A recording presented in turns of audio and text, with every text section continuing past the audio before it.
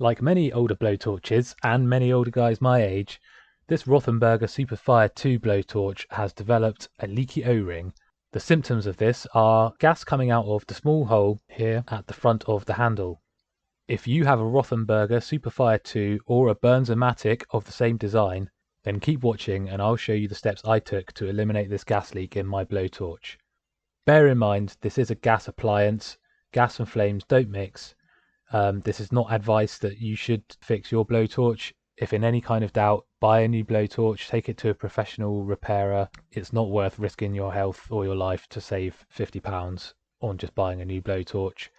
But that said, I don't like to see things go to waste. I've got a bit of experience with engineering and plumbing. And again, this is not advice. This is just me showing you what I did to fix mine.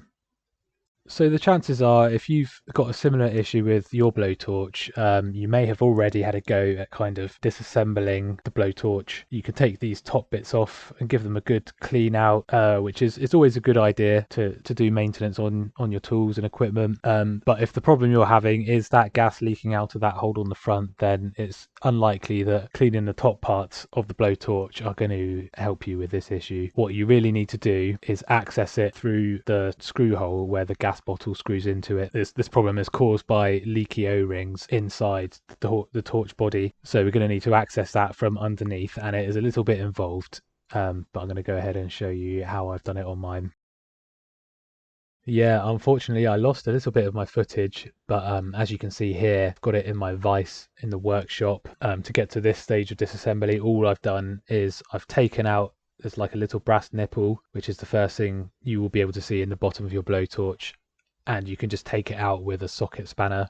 And then there's just like a black rubber washer, which if you get a tiny little flathead screwdriver, you can just get around the edge of that rubber washer and kind of prise it out quite easily. And then that leaves you at this stage, we can see here where we've got this piece of brass. Here I've actually already drilled into this piece of brass here. You can see there's one hole in the center which is already drilled, which looks nice and tidy. And then there's two holes that I've done a bit of a messy job on either side of it. And the reason I've kind of drilled those holes is because when the blowtorch was manufactured, they put this piece of brass in there and then they kind of punch it so that that brass gets distorted and flares out into the threads of the blowtorch body. So in order to kind of get rid of those bits where it's flaring out and be able to unscrew this piece of brass, you need to kind of get rid of those flare bits, which I've done by drilling into it with a drill bit. Not the prettiest of jobs I've done, but it has worked. I have touched the inside thread on the body a little bit more than I would have liked to, but there's plenty of thread left there for the bottle to get screwed in nice and securely, so I'm not too worried about that. The other point of drilling these holes into this brass piece is that I put a pair of needle nose pliers into the vise, and the pliers were opened to the right width so that each end of the nose was poking into one or the other of the holes that I've drilled in here. And then by having those pliers in the vise facing upwards, I was then able to put the holes that I drilled on top of the pliers and then twist using my hands the body of the blowtorch, and then using that technique I was able to unscrew that brass body. So I ended up drilling another hole here opposite the original one which was there already. So I figure like having one directly on the opposite side of the other, probably just a bit of a better grip for it. And I did go a bit deeper with this hole as well, which yeah, probably if I'd done that with these ones in the first place, then it probably would have worked. It was a little bit stiff at first, but it came out quite smooth after that. As you can see, it's turning nicely in there still. So it's quite a thick bit of brass that.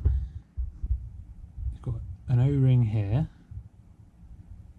a bit of a spring-loaded wobbly bit there, which is where the gas goes in.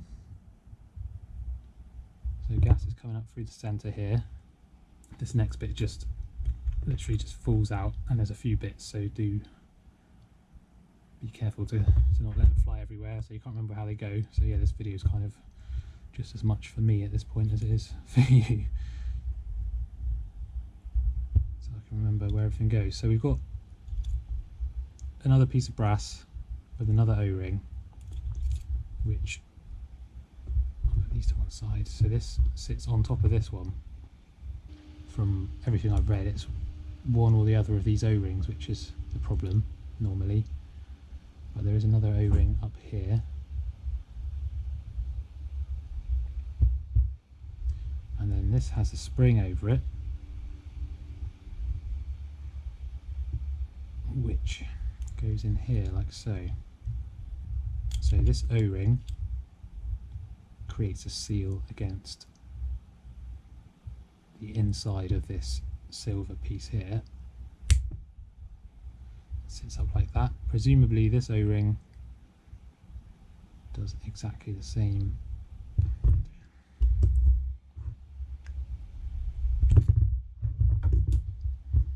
Yeah, this O-ring at the top here is going to create the same seal on, I put it in the wrong way, but on the inside of there. So all being good, gas should be going directly through here and shouldn't have any way to go back down to the inside of this steel bit here. And then we've obviously got this washer here as well, which, assuming, sits against, this goes in there like so, and this just sits against a flattened bit of the body in there where there's like a shoulder for it to sit on, so the gas can only go right up through the middle, and that's where this seals onto the body here. That's above the point of where that hole is, so it's one of those seals between there that's causing it to come back, because in theory it should be sealed all the way up past that hole, and that's one of these seals is doing something wrong. Interestingly enough, they all seem to look fairly good and intact.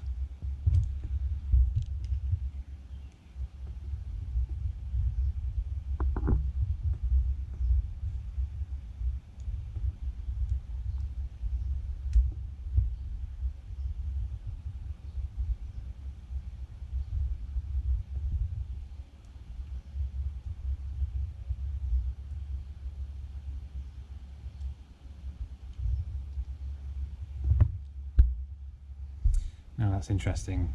I've just pulled the seals off of this and they seem all fine and intact and everything.